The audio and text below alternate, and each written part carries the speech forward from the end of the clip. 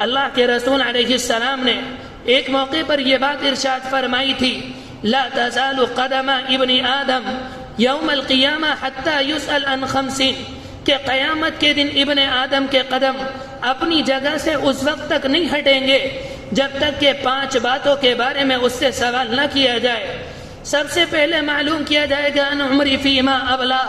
ہم نے تمہیں عمر دی تھی، تم نے اپنی عمر کو کہاں خرچ کیا۔ اس کے بعد انسان سے اس کی جوانی کے بارے میں معلوم کیا جائے گا، ہم نے تمہیں جوانی دی تھی، تم نے جوانی کو کن کاموں میں لگائے گا۔ اللہ معلوم کرے گا تم نے جوانی کہیں ہماری نافرمانی میں تو نہیں لگائی، تم نے شیطان کی پیروی میں تو جوانی خرچ نہیں کی، تم نے گناہ کے کاموں میں اپنی جوانی کو تو نہ لگایا،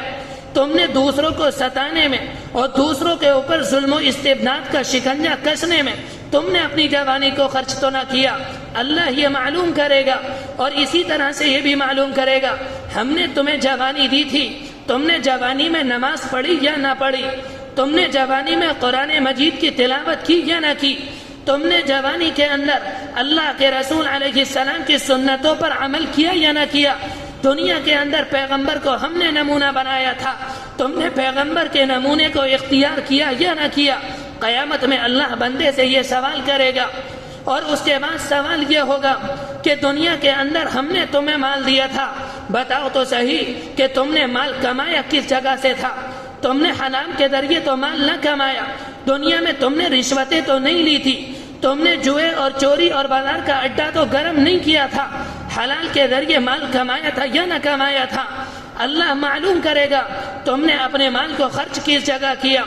بندے سے معلوم کرے گا، اگر بندہ یہ کہے گا، اللہ کہے گا تم نے مال ہماری نافرمانی میں خرچ تو نہیں کیا،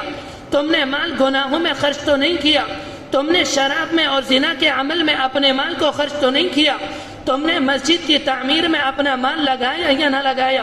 تم نے مدارس کے اندر اپنے پیسے لگائے یا نہ لگائے۔ تمہارے پڑوس میں غریب رہتے تھے، تمہارے پڑوس میں بیوائیں رہتی تھیں، تمہارے پڑوس میں یتیم بچے رہتے تھے جن کے پاس کھانے کو کھانا نہیں تھا، جن کے پاس پہننے کو ٹھیک سے کپڑے نہیں تھے، جن کے پاس رہنے کو ٹھیک سے مکان نہیں تھا، کیا تم نے ان کی بھی دیکھ بھال کی یا نہ کی؟ اللہ یہ سوال کرے گا، اور آخر میں یہ معلوم کرے گا ہم نے تمہیں دنیا کے اندر علم دیا تھا، بتاؤ تم نے دین میں تم نے علم پر عمل کیا یا نہ کیا۔